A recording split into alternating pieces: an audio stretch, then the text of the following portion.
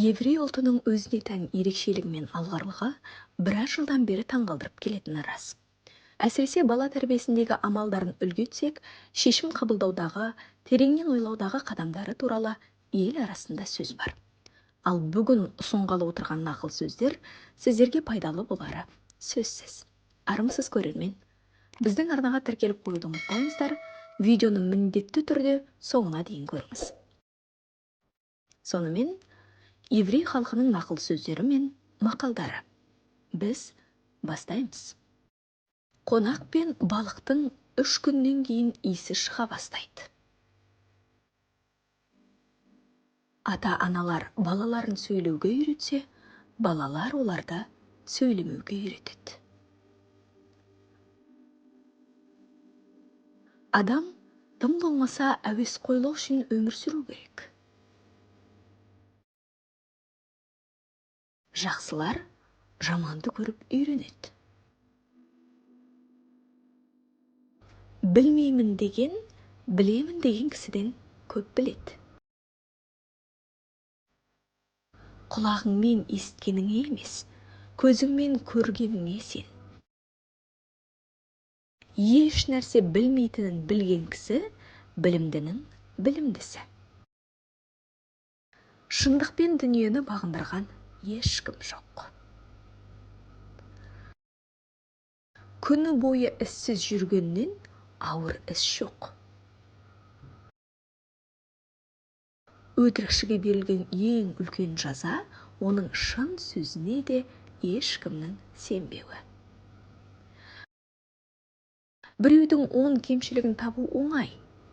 Өзіңнен бір кемшілік те табылмайсың. Қара жерден ақ нан алынады. Бергеніңізді еске алмаңыз, ал алғаныңызды ұмытпаңыз. Үйде ұрыс болса, аспандағы найзағайдың да даусы естілмейді. Егер аспаннан тас жауса, міндетті түрде кедейдің басына түседі. Боран кішкентай отты өшіреді, бірақ үлкен отты үдете түседі. Айналаңдағыларды мойныңа отырғызғың келмесе, қатты еңкейме. Уәдені оңай беретін адамға сенбе. Кәріліктен емес, жалғыздықтан қорық. Бәрі қолайлы уақытты күтеді, ал уақыт ешкімді де күтпейді. Саған тек қана қайғысын айтып, ал қуанышын жасыратын адамға ешқашан сенбе.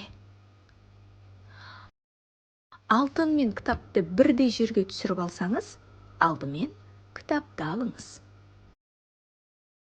Нағыз бай адам қолындағы барына шүкіршілік еткені. Өзгелердің қателігінен сабақ ал. Бәріне жақсылық істеген адам ешкімнен алғыс ала алмайды. Құдай адамға көп тыңдап, аз сөйлеуі үшін 2 құлақ пен 1 ауыз берді. Қайғы келмейінше жақсылық бағаланбайды.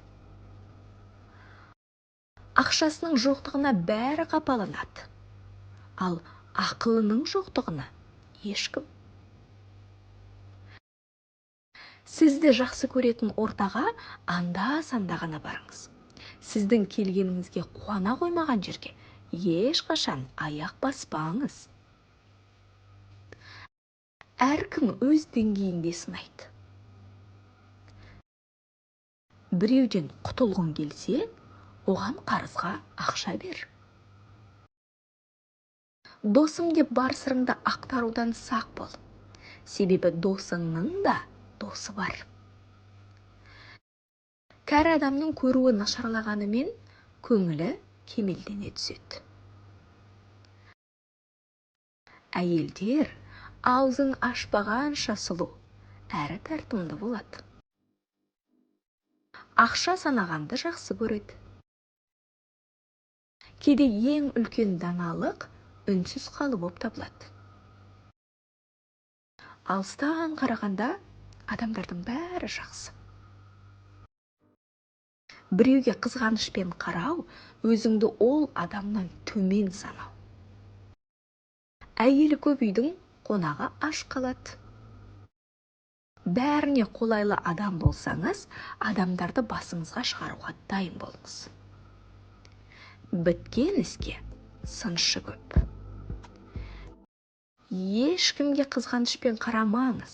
Қызғаныш ауруға апаратын баспалдақ тәрізді.